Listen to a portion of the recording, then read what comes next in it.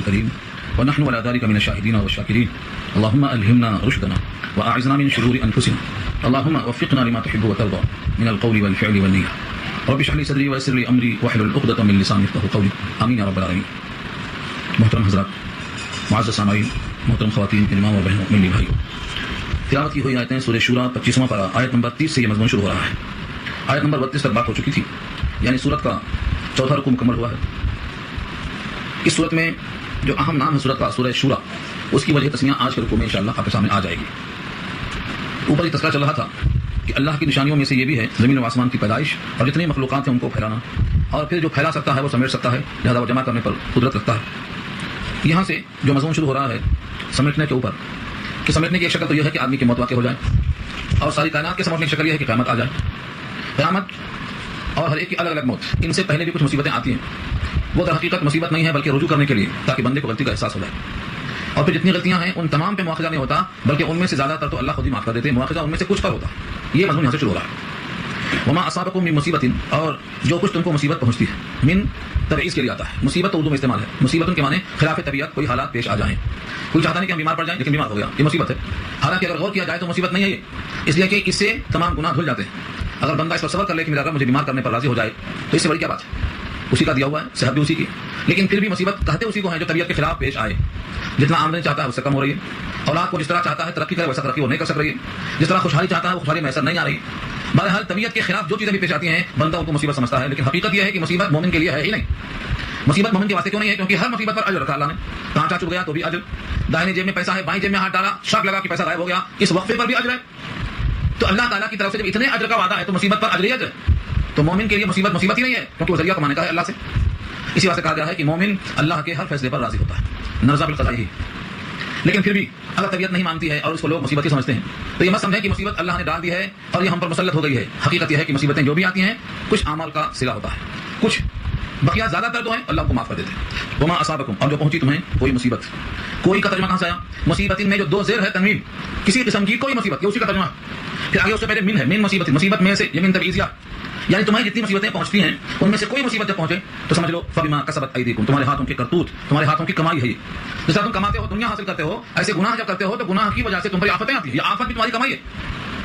کبھی آدمی سوچتا نہیں کہ میں نے پورا مہینہ محنت کیا تمہیں تنخواہ ملی، مگر یہ جو مصیبت اور آفت آئی ہے کہاں سے؟ یہ بھی کمایا. کوئی بندہ یہ نہ سمجھے کہ ہم پر مصیبت ڈالی گئی ہے، یہ بھی کمائی ہے. یہ ترجمہ کہاں سے ہے؟ بما کسبت ایدیکم سے، تمہارے ہاتھوں نے کمایا ہے. اور ہاتھ بول کر پورا جسم مراد دیا ہے، کیونکہ زیادہ کمائی ہاتھ سے ہوتی ہے، زیادہ ہاتھ کا اشارہ کر دیا. ورنہ یہاں پر جو مصیبت کمائی ہے وہ صرف ہاتھ سے نہیں، زبان سے زیادہ آتی ہے. حدیث میں آتا ہے زیادہ گناہ انسان کے زبان سے ہوتے ہیں، آنکھ سے ہوتے ہیں، کان سے ہوتے ہیں، ان چیزوں سے زیادہ گناہ ہوتے ہیں. لیکن اعمال میں کمائی کا جب لفظ آتا ہے تو اس سے ہاتھ ہی ذہن جاتا ہے. اس طرح ذہن کو چونکہ ہاتھ کی طرف منتقل ہوتا ہوا ایک فطری تقاضا ہے، اللہ نے بھی لفظ ایدی فرمایا، تمہارے ہاتھوں نے جو کچھ کمایا.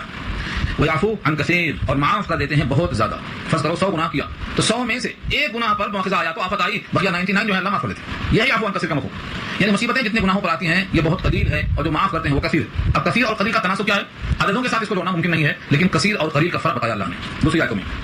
فرمایا جتنے گناہ گار ہیں ان تمام کے گناہوں پر اگر ان کا مواخذہ کر لیا جائے بجائے معاف کرنے کے تو زمین پر چلنے والے کوئی باقی نہیں بچیں گے، سب ختم. اور یہ آیت کئی مقام پہ آئی ہے، سورہ نحل میں آئی ہے اور سورہ فاطر کے آخر میں آ رہی ہے.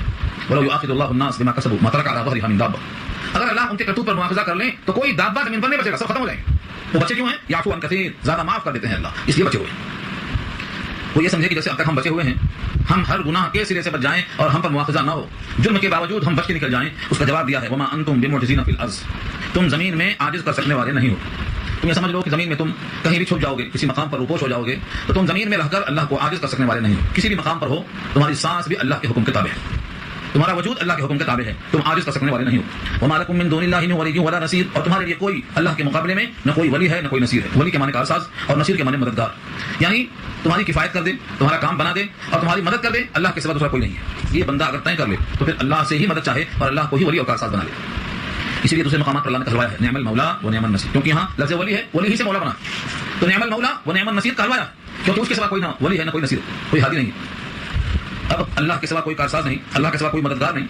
اللہ کے وجود کی، اس کے مدد کی اور اس کے کارساز ہونے کی علامتیں کیا کیا ہیں؟ قرآن کریم میں کثرت سے، کیونکہ اللہ کی ذات کا ادراک نہیں ہو سکتا اس لیے اللہ کے صفات پر توجہ دلائی گئی، یا پھر وہ اعمال جو دنیا میں ہم کو نظر آتے ہیں مگر حقیقت حکم الہی کے تابع، جیسے سمندروں میں کشتیاں چلنا.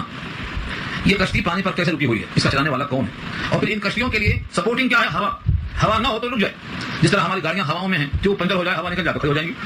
بس یہی حال ان کشتیوں کا بھی ہے، اگر ہوا نہ ہو تو رک جائیں گی، تو ہواؤں کو بھیج کر ان کو چلانے والا کون ہے؟ یہ دو آیتوں میں اسی کا ذکر کیا ہے. ومن آیاتہ الجوار، اور اس کی نشانیوں میں سے ہیں الجوار. جوار کے معنی ایک تو آتے ہیں پڑوس کے، اور ایک معنی آتے ہیں جاریہ سے بنا ہے چلنے والی چیز. جاریہ باندھی کو کیا بولتے ہیں؟ جاریہ، کیونکہ چلتی رہتی ہے، دائیں سے بائیں، آگے سے نیچے، پیچھے سے ہر طرف چلتی رہتی ہے، تو جاریہ معنی باندھی. اس کی جمع کیا ہے؟ جوار، چلنے والی کشتیاں مراد ہیں. ومن آیاتہ الجوار، اور اس کی نشانیوں میں سے کیا ہے؟ جہاز، کیونکہ چلتے رہتے ہیں، زیادہ چلتے ہیں تو جوار مبالغہ بنا دیا اس سے بتایا میں آپ کو، مبالغے کی وجہ سے وزن تبدیل ہو جاتا ہے. تو جاریہ معنی باندھی، اس سے زیادہ تیز چلتی ہے کشتی، تو جوار ہو کے بجائے جاریہ کے بہت چلنے والی. فی البحر، سمندر میں، کل اعلام، علم کے معنی پہاڑ کہتے ہیں. یہ علم عین سے نہیں ہے، جو بی بی کا علم ہے، یہ الف ہے، علم یہ ہے علم، اور اس کے معنی پہاڑ کہتے ہیں. جمع اس کی اعلام آتی ہے، پہاڑوں کی طرح. طرح کا ترجمہ کا ترجمہ ہے کل اعلام، پہاڑوں کی طرح. سمندر میں کشتیاں دیکھو، پانی کی سطح پر غور کریں گے تو جس طرح زمین پہ پہاڑ ہوتا ہے، ایسے پانی کی سطح پر جہاز دکھائی جاتا ہے پہاڑ کی طرح. یہ ہے کل اعلام. اتنے اونچے اونچے اور اتنے مضبوط اور اتنے وزندار اور ہیکل اس پانی پر ٹکے ہوئے ہیں. پانی پر ٹکنا ہی قدرت ہے اللہ کی.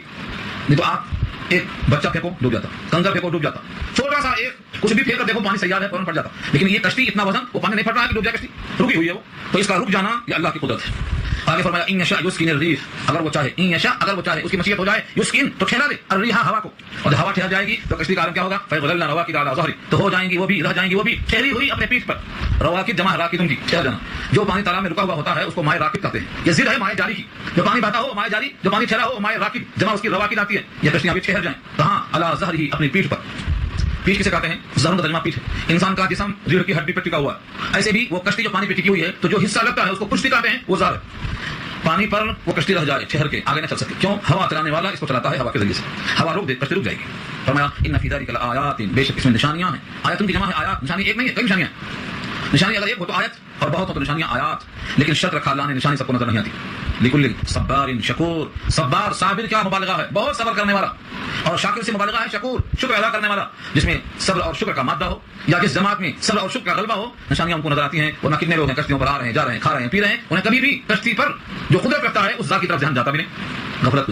تو نشانیاں تو ہیں، لیکن شرط یہی ہے کہ وہ صابر ہو اور شاکر ہو. صبر اور شکر دو راستے ہیں. اگر بندہ اپنی طبیعت کے مطابق حالات کو پاتا ہے تو شاکر بنے، اور طبیعت کے خلاف کچھ پاتا ہے تو صابر بنے. شکوہ اللہ کو پسند نہیں، کیونکہ شکوہ کرنے سے نعمتیں نہیں بڑھتی، ہاں شکر کرنے سے نعمتیں بڑھتی.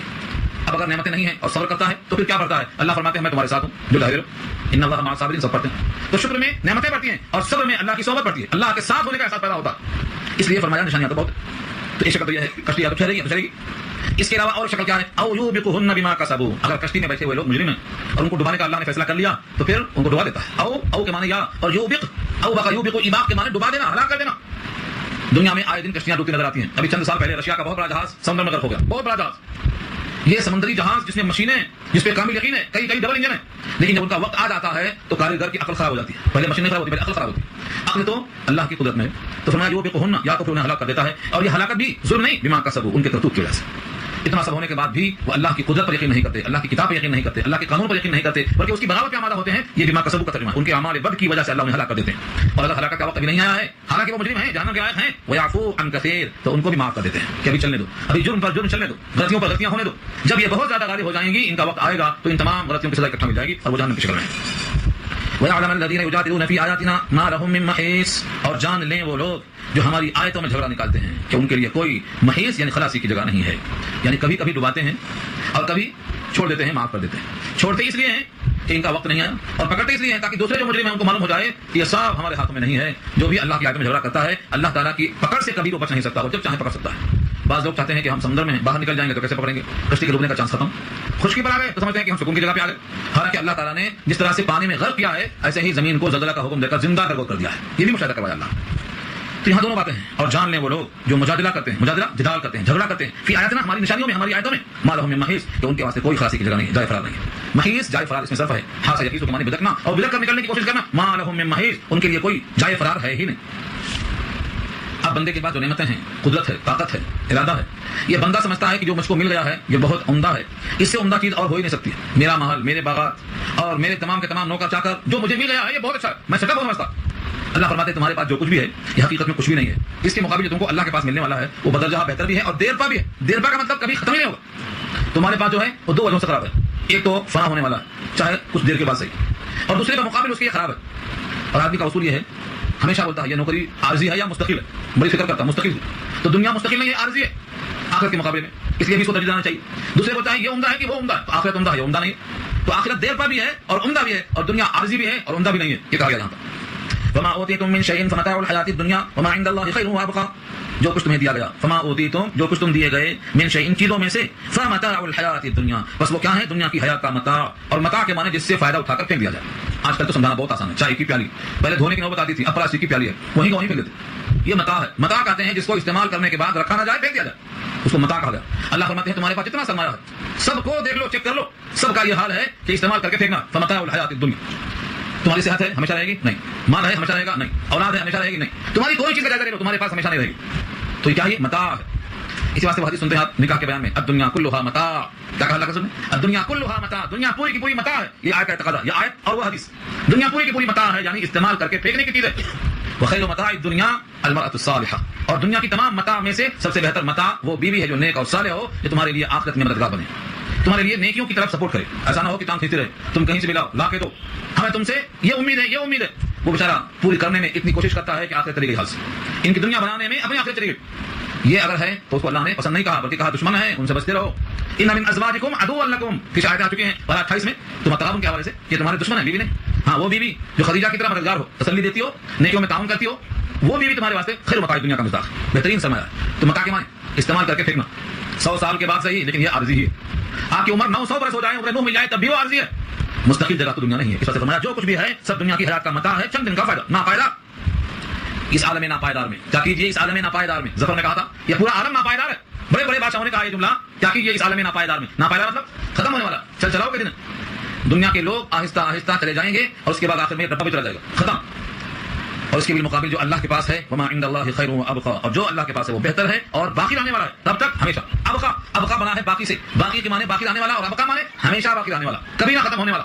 تو ایک تو وہاں بہتر ہے جنت میں، جنت کی نعمتیں دنیا کی نعمتوں سے بہتر ہیں، کئی گنا بہتر، بلکہ حقیقت ہے کہ ان سے کوئی جوڑی نہیں، کوئی مناسبت نہیں، صرف نام کا اشتراک ہے۔ باغ سنتے ہی وہاں کا باغ یہاں کا باغ دماغ میں آتا ہے، حالانکہ باغ لفظ کا اشتراک ہے، وہاں کا باغ یہاں کی ساری دنیا کا باغ وہاں کے ایک پیڑ کا مقابلہ نہیں کر سکتا۔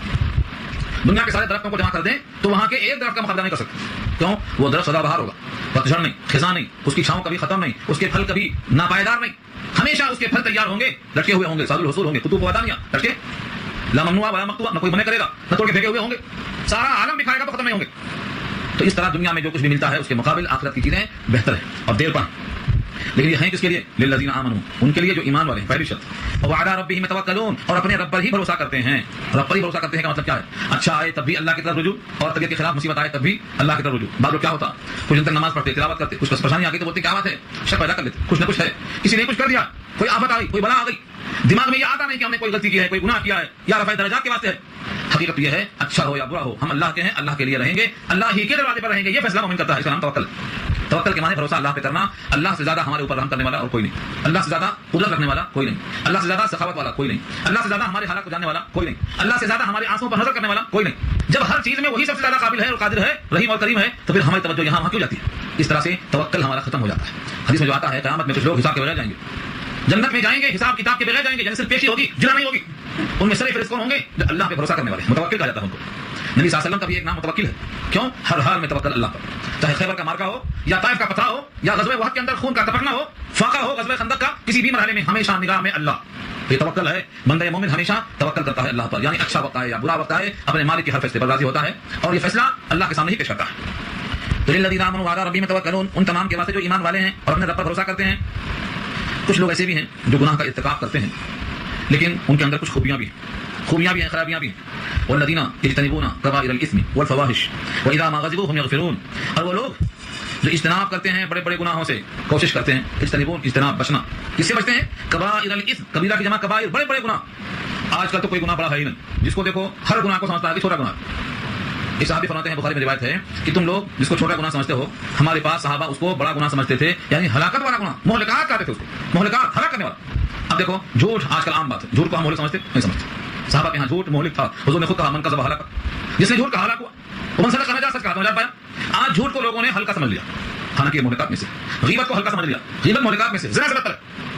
زنا کا لفظ سن کر طبیعت میں ایک قسم سے تنفر آتا ہے، لیکن غیبت کو اس سے بڑا گناہ کہا، اس سے کون بچ رہا ہے؟ سود ہے، رشوت ہے، یہ تمام چیزیں ہیں۔ مومن سے حسد ہے، کینہ ہے، بغض ہے، عداوت ہے، نفرت ہے، عجب ہے، اپنے کو بڑا سمجھتا ہے ساری کائنات سے، حالانکہ بڑا ہونے کا فیصلہ اللہ کریں گے تقوی کی بنیاد پر، ایمان کی بنیاد پر۔ تو یہ تمام چیزوں کو جو کہا گیا ہے کہ بڑے بڑے کبیرہ گناہ سے بچتے ہیں، پہلے ہم جانیں تو صحیح کہ کبیرہ گناہ ہیں کون کون سے۔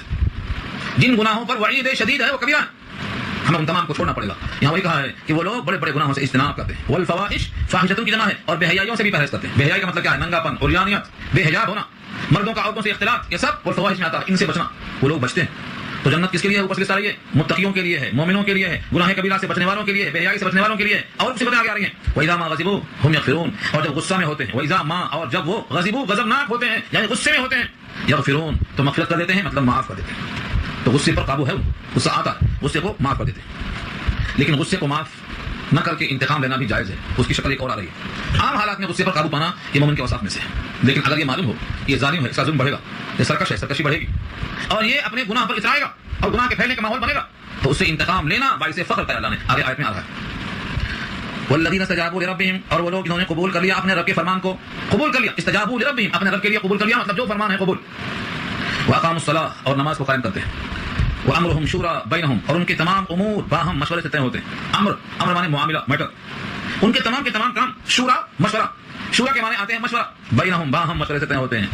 آپ کو یاد ہوگا نبی صلی اللہ علیہ وسلم نے بھی غزوہ خندق سے پہلے مشورہ کیا صحابہ سے، اندر مدینے میں رہ کے لڑنا اچھا ہے یا باہر نکل کے مقابلہ کرنا اچھا ہے؟ حالانکہ نبی پر اللہ کا حکم صراحتاً آتا، پھر بھی نبی نے مشورہ کیا، جبکہ نبی کو اللہ کا جب حکم آتا ہے وہی سے ڈائریکشن مل جاتا ہے تو مشورہ کرنے کی ضرورت نہیں ہے، لیکن یہ سنت کو پیدا کرنے کے لیے، لوگوں میں بتانے کے لیے کہ جب صحابہ وہی نبی بھی مشورہ کرتے ہیں تو جن کے پاس وہی نہیں آتی ہے ان کو بدرجہ اولا مشورہ کرنا چاہیے، مشورہ کرتے ہیں۔ پھر مشورے میں دو باتوں کا خیال تو بہت کرنا چاہیے، ایک تو یہ آپ کے جو دماغ میں دل میں آئے بہتر ہو، اس میں ذاتی غرض چھپا کر نہیں بلکہ جو قومی فائدہ ہو، ملت کا فائدہ ہو، اسلام کی بقا کا فائدہ ہو، آپ وہ مشورہ دیں، لیکن اپنے مشورے پر عمل کرنے کے لیے اصرار نہ کریں۔ اگر آپ کا مشورہ نہ مانا جائے تو آپ الگ نہ ہو جائیں خفا ہو کے، گڈ واک آؤٹ کر دیتے ہو، کیا کرتے ہو؟ واک آؤٹ، ہماری بات نہیں مانی گئی، یہ سوچنا ہماری بات میں خیر نہیں رہا ہوگا، اللہ نے قبول نہیں کیا، ہو سکتا ہے ہماری بات مان لیتے اور وہ بات غلط نکل جاتی تو ہمارا وقت ہو جاتا۔ مشورہ دینے والا وجہ اللہ مشورہ دے، ذاتی غرض کو چھپا کر نہ پیش کرے، بعض لوگ کرتے ہیں ویسا، دینی کاموں میں مشورے میں ذاتی غرض چھپا کر ایسے ڈھنگ سے پیش کرتے ہیں کہ غرض ظاہر نہ ہو۔ تو صحابہ کرام کا مشورہ نبی صلی اللہ علیہ وسلم کے ساتھ دین کی بقا کے لیے اور اللہ کو اس کی رضا کو پانے کے لیے ہوا کرتا تھا۔ وَمِمَّا رَزَقْنَاهُمْ يُنْفِقُونَ، آپ کو معلوم ہے جو کچھ ہم نے دیا اس میں سے وہ خرچ کرتے ہیں۔ خرچ کرنا کتنی بڑی بات ہے، اللہ نے ہمیں نصاب بتایا، زکوٰۃ کا نصاب بتایا، یہ فرمایا اور جو کچھ ہم نے دیا ہے اس میں سے وہ خرچ کرتے ہیں۔ جو کچھ دیا ہے، کون ہے ایسا فقیر جس کو کچھ نہیں دیا اللہ نے؟ کوئی ایسا نہیں ہے جس کے پاس کچھ نہ۔ اسی لیے صحابہ کرام نے اگر ایک کھجور ہے تو آدھا خیرات کیا، آدھا کھایا، کیوں؟ جو کچھ بھی ہے اس میں سے دینا ہے، اللہ نے ایک کھجور دیا اس میں سے خیرات، تو یہ دینا بہت خاص چیز ہے۔ یہ سارے کے سارے اوصاف ابھی کس کے چلتے ہیں؟ جن کے واسطے جنت بنایا اللہ نے، جن کے واسطے آخرت بہتر ہے۔ جو کچھ اللہ کے پاس ہے وہ بہتر ہے کن کے لیے؟ جن کے یہ اوصاف ہے، ایمان ہے، توکل ہے، بڑے گناہوں سے اجتناب ہے، بے حیائی کے ارتکاب سے بچنا ہے، اور غصے میں معافی ہے، اور رب کا حکم قبول اور منظور ہے، اور نمازوں کی اقامت ہے، اور باہم سارے کام مشورے سے طے کرتے ہیں۔ اور آپ کو شاید یہ واقعہ یاد ہو کہ نبی صلی اللہ علیہ وسلم نے اپنے بیوی سے بھی مشورہ کیا۔ لوگ کہتے ہیں بیوی کی بات مانیں گے تو بھٹک جائیں گے۔ صلح حدیبیہ کے موقع پر جب کفار نے روک دیا اس سال عمرہ نہیں کر سکتے، صلح ہو گئی، آپ نے کہا احرام اتار دو اور اپنے بالوں کو حلق کرا لو، ایک بھی صحابی جگہ پر سے نہیں اٹھے کیونکہ سب فکر میں تھے یہ کیا ہوگا، مبعوث۔ نبی صلی اللہ علیہ وسلم گھر میں گئے، وہاں کا گھر سے مراد یہ ہے جو ساتھ میں زوجہ تھی ام سلمہ تھی، آپ کا معمول تھا کہ ساتھ لے کر اس کو جاتے جس کا نام نکلتا قرآن میں۔ ام سلمہ نے کہا اللہ کے نبی لوگ پریشانی میں ہیں کہ ہمارا عمرہ کیے بغیر احرام کیسے اتاریں، قربانی کیے بغیر بال کیسے کٹائیں، لوگ تزدد میں ہیں، پہلے آپ عملاً شروع کر دیجیے پھر دیکھیے لوگوں کا حال۔ یہ کس نے دیا مشورہ؟ ام سلمہ نے مشورہ دیا، اور حضور نے ام سلمہ کی بات مان کر باہر آ کے اپنے بال نکلوایا، صحابہ کا ازدحام شروع ہو گیا، سب نے بات کرنا شروع کر دیا، اس کا مشورہ تھا، یہ بیوی کا مشورہ تھا۔ تو اگر بیوی کا مشورہ عمدہ ہے تو محض اس واسطے رد نہیں کر دینا کہ تم تو بیوی ہو تم کو بولنے کا حق نہیں، ایسا نہیں۔ اگر اچھی بات ہے کسی کی بھی ہے اسے قبول کرنا چاہیے۔ بیوی تو مشیر ہوتی ہے، شوہر وزیر ہوتا ہے، بیوی مشیر ہوتی ہے، اس کی بات کو ماننا چاہیے اور ہر موقع پر رد نہیں کرنا چاہیے۔ ہاں ہر جگہ ماننا بھی نہیں چاہیے کیونکہ ہر بات تسلیم کر لو نہیں، جس میں دین کا فائدہ ہو، آخرت کا فائدہ ہو، ایمان کا فائدہ ہو، وہ مشورہ قبول کرنا چاہیے۔ ہر بات کو ماننا صرف ایک ذات کو حق ہے، وہ ہے اللہ کی ذات ہے، اللہ کی ہر بات ماننا ہے۔ رسولوں کی ہر بات اس لیے ماننا ہے کہ وہ اللہ کے حکم کے تابع ہوتی ہے، اللہ نے خود کہا ہے وما ارسلنا من رسول الا ليطاع باذن الله، رسولوں کو ہم نے بھیجا ہے تاکہ ان کی اطاعت کی جائے، وہ بھی اللہ کے حکم سے۔ تو رسول اللہ کی یا تمام رسولوں کی اطاعت جو ہے وہ حکم الہی کے تابع ہے، ہر بات اللہ کی مانی جائے گی، وہ مطابق مطلق، باقی ہر ایک کی بات کا تجزیہ کیا جانا چاہیے، یہ ہے امرهم شورى بینہم، اور جو کچھ ہم نے دیا اس میں سے وہ خرچ کرتے ہیں۔ خرچہ کرنا یہ گویا اس بات کا اعتراف ہے کہ میرے پاس کچھ بھی نہیں ہے، جو کچھ بھی میرے پاس ہے سب اللہ کا دیا ہوا ہے، اللہ کا دیا ہوا ہے۔ جب اللہ کا دیا ہوا ہے تو کسی نے اللہ کا نام لے لیا، اللہ کے نام پہ مانگ لیا تو اس کا حق بنتا ہے، کیونکہ اللہ قرآن میں کہا ہے تمہارے مال میں تمہارا بھی حق ہے، اور جو مانگتا ہے سائل اس کا بھی تمہارے مال میں حق ہے، وفی اموالہم حق للسائل والمحروم، اور جو محروم ہے مانگ ہی نہیں سکتا ہے اس کا بھی حق، ڈھونڈو اس کو، کہیں پڑا ہوگا گھروں میں، شرم کے مارے نہیں مانگ سکتا ہے، اس کو عزت اور اس کو اپنا افتخار کہ میں مومن ہو کر کیسے ہاتھ پھیلاؤں اللہ کے سامنے، مگر اس کی حالت کوئی نہیں ہوتی، وہ محروم۔ جو مانگ سکتا ہے وہ سائل ہے، جو حاجت مند ہے لیکن مانگ نہیں سکتا ہے وہ محروم ہے، آپ اس کو ڈھونڈ کر تلاش کریں، اس کی حاجت کو پورا کریں۔ محلے میں کتنی عورتیں ہیں جو بیوہ ہیں، کتنے بچے ہیں جو یتیم ہیں، کتنی عورتیں ہیں جن کے شوہروں کا انتقال ہو گیا، جن کے پاس کفایت کرنے والا کوئی نہیں، جو نہیں مانگتی ہیں اپنی عزت و آبرو کی وجہ سے، یہ سب محروم میں آتی ہیں، ان کا بھی حق ہے، ان پہ خرچ کرنا ہے۔ والذین اذا اصابهم البغی هم ينتصرون، یہ بہت اہم صفت ہے۔ اور وہ لوگ جب ان پر کوئی ظلم کرتا ہے، بغی بغاوت سے سرکشی کرنا، جب ان پر کوئی ظلم کرتا ہے هم ينتصرون تو وہ انتقام لے لیتے ہیں، بدلہ لیتے ہیں، تو بدلہ لینا منع نہیں ہے۔ اوپر کہا تھا معاف کرتے ہیں، یہاں کہا بدلا لیتے ہیں. دونوں کی تدبیر کیا ہے؟ اگر آدمی غلطی کر کے جس پر آپ کو غصہ ہوا وہ نادم اور شرمندہ ہے تو اس کو معاف کرنا افضل ہے. اور اگر یہ اندیشہ ہے کہ یہ تو بڑا مجرم ہے، اس کا ذہن مجرمانہ ہے، سرکش ہے، اور یہ عادی مجرم ہے، اس کو معاف کرنے سے اس کا حوصلہ اور بڑھ جائے گا، تو ایسے سے انتقام لینا چاہیے. یہ حکم دیا گیا ہے. جہاں ظلم کے بڑھنے کا اندیشہ ہو وہاں انتقام لینے کا حکم دیا ہے. خالی بزدل نہیں، بزدلی اور ایمان دونوں جمع نہیں ہوتے. حدیث میں آتا ہے المؤمن لا یبخل، مومن بخیل نہیں ہوتا. اور نبی صلی اللہ علیہ وسلم کی جو دعا ہے جس میں اللہم انی اعوذ بک من الجبن، اے اللہ میں بزدلی سے پناہ مانگتا ہوں. نبی صلی اللہ علیہ وسلم پناہ مانگتے تھے بزدلی سے. بزدلی یہی ہے کہ اس کا حق مارا جاتا ہے لیکن انتقام نہیں لیتا، ڈٹتا ہے مقابلے میں. تو اگر آدمی ہر جگہ کمزور پڑتا جائے تو سرکش لوگوں کی سرکشی اور بڑھ جائے گی. یہ خطرہ اگر ہے تو پھر حکم دیا اللہ نے انتقام لینا چاہیے. انتقام لینا جائز ہے، خاص طور سے ایسے موقع پر جہاں سرکشی بڑھنے کا خطرہ ہو، وہاں دوبارہ انتقام لینا چاہیے. یہ حکم دیا اللہ. اور نبی صلی اللہ علیہ وسلم کی یہ دعا یوں ہی نہیں ہے اللہم انی اعوذ بک من البخل، بخل سے پناہ، والجبن، بزدلی سے پناہ. میں اللہ کی پناہ چاہتا ہوں بخل سے، میں اللہ کی پناہ چاہتا ہوں بزدلی سے. جبکہ نبی بہادر ہیں، اشجاع الناس ہیں، سب سے بڑے بہادر، سب سے بڑا پہلوان رکانا. اس نے چیلنج کیا، حضور نے چیلنج قبول کیا، کشتی ہوئی پچھاڑ دیا، سب سے بڑے پہلوان کو پچھاڑ دیا آپ نے. پھر بھی یہ دعا ہے کہ میں آپ سے بزدلی سے پناہ مانگتا ہوں. اللہ میں آپ سے بزدلی سے پناہ مانگتا ہوں. تو بزدلی مومن کے ساتھ جمع نہیں ہوتی. مومن بزدل نہیں ہوتا، مومن تو جری ہوتا، بہادر ہوتا. اور حدیث میں کہا گیا ہے کمزور مومن سے قوی مومن افضل ہے. المؤمن القوی خیر من مومن الضعیف، ضعیف کے مقابلے میں قوی افضل ہے. ہمارے پاس لوگ ہر موقع پر خاموشی اختیار کر لیتے ہیں. یہ بزدلوں کو اللہ پسند نہیں کرتے. ڈٹنا حق کے مقابلے میں جہاں بھی نوبت آئے حق کا ساتھ دینا چاہیے. یہ ہر جگہ بزدلی درست نہیں ہے. اللہ آگے فرماتے ہیں وجزاء سیئۃ سیئۃ مثلها. ہاں انتقام کی بات سن کر، انتصار کی بات سن کر کوئی کہے ان کا جواب پتھر سے دیں گے، اب باتوں کا جواب گالیوں سے دیں گے، یہ نہیں. فرمایا وجزاء سیئۃ سیئۃ مثلها. برائی کا بدلہ برائی ہے مگر اسی کے بقدر، بڑھنا نہیں. تم نے ایک مارا ہم دو ماریں گے، غلط. ان کا جواب پتھر سے دیں گے، غلط. تمہاری باتوں کا جواب گالیوں سے دیں گے، یہ بھی غلط ہے. ایک صاحب کا قصہ لکھا ہے، دانت کتر لیا انہوں نے، مشہور قصہ. مقدمہ آیا نبی کے پاس، کہا تم بھی دانت کتر لو، لیکن جتنا اس نے منہ کھول کے پکڑا ہے اس سے بڑا ہلکا نہیں بننا، اور جتنا دانت اس نے دبایا ہے اس سے گہرا زخم نہیں پڑنا. تم بھی کتر لو. اگر بڑھ گیا تو فرمایا تم ظالم، وہ مظلوم. اب تو وہ ظالم ہے، تم مظلوم ہو، لیکن تمہارا حلقہ بڑا ہو گیا کترنے کا یا گہرا ہو گیا تمہارا زخم دبانے کا، تو اس وقت تم ظالم ہو جائیں گے اسی کے بقدر جتنا گڑھا بڑھ گیا. انہوں نے کہا ایسا انتقام کر لینے سے بہتر ہے معاف کر دیتا ہوں. تو یہ ہے یہاں پر وجزاء سیئۃ سیئۃ مثلها. برائی کا بدلہ برائی ہی کے بقدر ہے، آگے نہیں، ورنہ آپ کا موقع بدل جائے گا. ایک صاحب غلام کو مار رہے تھے، غلام کو پیٹ رہے تھے. نبی صلی اللہ علیہ وسلم گزرے، فرمایا تم جتنا اس غلام پر قادر ہو اللہ تم پر اس سے زیادہ قادر ہے. ان کی چیخ نکل گئی. انہوں نے کہا کیا غلاموں کے بارے میں ہماری پکڑ ہوگی؟ غلام تو ہمارے غلام ہے. فرمایا نبی صلی اللہ علیہ وسلم نے ان کے جرم کو تمہاری سزا کو تولا جائے گا. اگر ان کی سزائیں، ان کا جرم اور تمہاری سزائیں برابر ہیں تو پھر بالکل برابر سبق چھوڑ دیا جائے گا. اور فرض کرو کہ ان کا جرم کم ہے اور آپ کی سزا زیادہ ہو گئی تو پھر آپ کا مواخذہ ہوگا. اور ان کا جرم اگر بہت زیادہ ہے، تمہاری سزا کم ہے، تو پھر تم کو تمہارا حصہ ملے گا. یہ سن کر انہوں نے کہا کہ پھر نوکروں کو رکھنے میں فائدہ نہیں ہے، اللہ کے خاطر کو آزاد کر دیا. تو غلام بھی اگر ہے تو اس کی سزا کتنا ہونا چاہیے جتنا اس کا جرم ہے، اس سے بڑھ کر نہیں ہونا چاہیے. ہمارے پاس کیا ہے، دنیا والے اسی کو بلند کرتے ہیں، ہر ایک کا انتقام بہت زیادہ. کسی نے اگر ظلم کیا ہے تو جب ظلم کا انتقام لیتے ہیں تو قابو نہیں کر پاتے، بیلنس نہیں کر پاتے، بلکہ جب مظلوم ہو کر جاتے ہیں، جب آتے ہیں تو ظالم بن کے لگتے ہیں، ظلم پر ظلم کر کے جاتے ہیں. اللہ نے فرمایا اسی لیے فمن عفا واصلح فاجره علی اللہ. جس شخص نے معاف کر دیا اور اصلاح کر دیا تو اس کا اجر اللہ کے ذمہ ہے. یعنی اگر معافی کی بنیاد پر معاملہ رفع دفع ہو سکتا ہے، مجرم کی اصلاح ہو سکتی ہے اور وہ سرکشی پر نہیں آئے گا بلکہ وہ نادم اور شرمندہ ہے، تو معاف کر دینے پر اللہ کا وعدہ ہے کہ اس معافی پر ہم اجر دیں گے. وعدہ اللہ کا. اس کا تجزیہ کیا ہے شارحین نے کہ اگر ذاتی بات ہے تو آپ کو معاف کرنا ہے، اور اگر وہ اسلامی حدود ہیں، اسلامی قوانین ہیں، تو وہاں ہم کو سزا دینے میں تعاون کرنا ہے. یہ اس کے حق میں فائدہ ہے. نبی صلی اللہ علیہ وسلم نے بھی ایک صاحب کو سفارش کی بنیاد پر یہ خاتون کا ہاتھ نہ کاٹنے کی سفارش کیا. اسامہ نے. اسامہ کون تھے؟ اسامہ ابن زید، نبی صلی اللہ علیہ وسلم کے پوترے، منہ بولے بیٹے کے بیٹے. منہ بولے بیٹے کون ہیں؟ زید. زید کے بیٹے ہیں اسامہ. بڑے لاڈلے. سفارش کر دیا حضور سے کہ اس کا ہاتھ نہ کاٹا جائے، چوری کیا ہے جو. حضور کو غصہ آ گیا، کیا تمہاری یہ جرات کہ تم اللہ کی حد میں سفارش کرتے ہو؟ اتشفعوا فی حد من حدود اللہ. اگر فاطمہ بنت محمد بھی ہوتی تو اس کے ہاتھ کاٹ دیتے. تمہارا کیا ہوا؟ جہاں اللہ کے قانون کی بات آئے گی وہاں معافی نہیں چلے گی. ہاں جہاں ذاتی طور پر کوئی نقصان پہنچا ہے، جیسے نبی صلی اللہ علیہ وسلم کو پتھر مارا گیا طائف میں، خون ٹپکا، معاف کیا آپ نے. غزوہ بدر میں خون نکلا، معاف کیا آپ نے. نہ جانے کن کن موقعوں پر آپ نے معاف کیا ہے. آپ کے گلے میں رسی ڈال کے گھسیٹا گیا، نماز کی حالت میں کوچی ڈال دی گئی، آپ نے سب کو معاف کر دیا. مگر معافی کا مطلب یہ نہیں کہ وہاں پر کرنے ہوگی، بلکہ یہ سب کے سب جو گستاخ تھے بدر میں پورے کے پورے مارے گئے اور جہنم کی طرف چلے گئے. اور حضور نے خطاب کرتے ہوئے کہا کہ تم کو اللہ کا وعدہ پورا ہوا کہ نہیں ہوا؟ مجھ کو تو اللہ کا وعدہ پورا ہوا. اس طرح سے اگر سرکشی بڑھنے کا خطرہ ہو تو معاف نہیں کرنا، اور ندامت ہو اور صلح صفائی کی بات ہوتی ہے تو معاف کرنا بہتر ہے. یہ تدبیر دیا ہے فقہ نے. انہ لا یحب الظالمین. بے شک اللہ پسند نہیں کرتے ظالم کو، جمع ظالمین ہے. لہذا تم جب تک مظلوم ہو محبوب ہو اللہ کے، اور جب ظالم بن جاؤ گے تو تم اللہ کے محبوب نہیں بن سکتے ہو. اس لیے معاف کر دینے میں بہتری ہے، کیونکہ خطرہ انتقام میں ہے. ایسا نہ ہو کہ تم ظالم بن جاؤ. ولمن انتصر بعد ظلمه فاولئک علیہم من سبیل. اور جو شخص البتہ انتقام لے لے اپنے اوپر ظلم کے بعد، بس وہ لوگ ہیں کہ ان کے اوپر کوئی راستہ نہیں، مطلب کوئی مواخذہ نہیں. اگر کوئی مظلوم ہے اور اس نے اپنے اوپر ظلم کے بعد انتقام لے لیا ہے تو ان پر کوئی الزام نہیں ہوگا، کوئی اللہ کی طرف سے مواخذہ نہیں ہوگا. مواخذہ کس طرح ہوگا؟ انما السبیل علی الذین یظلمون الناس ويبغون فی الارض بغیر الحق. راستہ یعنی الزام تو ان پر ہوگا جو لوگوں پر ظلم کرتے ہیں، زمین میں فساد کرتے ہیں ناحق، ان کے لیے المناک عذاب ہے. یہ ہے تو ان پر اللہ کی طرف سے پکڑا مؤاخذہ ہے. وَلَمَنْ صَبَرَ وَغَفَرَ إِنَّ ذَلِكَ لَمِنْ عَزْمِ الْأُمُورِ.